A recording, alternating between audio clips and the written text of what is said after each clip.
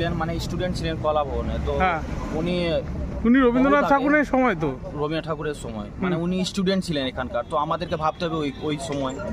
তো এই রাস্তা ধরে, এখন এই পিচের রাস্তা ছিল না, জঙ্গল ঝাড় ছিল। তখন মানে ইউনিভার্সিটি মানে মানে চলে এসেছিল মনে, যে হ্যাঁ ইউনিভার্সিটি। তখন উনি স্টুডেন্ট ছিলেন।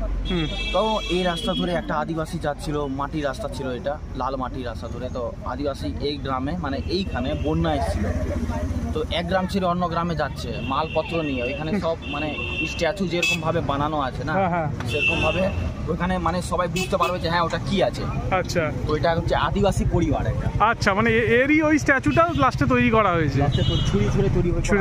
হ্যাঁ, মানে এটা এক জায়গায় দাঁড়িয়ে। আর এই বিল্ডিংটা কি, পিছনের বিল্ডিংটা? পিছনের বিল্ডিং কলা ভবন, আর্টিস্ট যারা পেন্টিং করে, ও তাদের এই পুরো গোটা বিল্ডিংটা একটা সাবজেক্টের ডিপার্টমেন্ট। ও একটা সাবজেক্টেরই ডিপার্টমেন্ট আছে। আচ্ছা, আর পিছনেরটা বলো, ওই পার্টটা বলো। মেয়ের বাড়ি।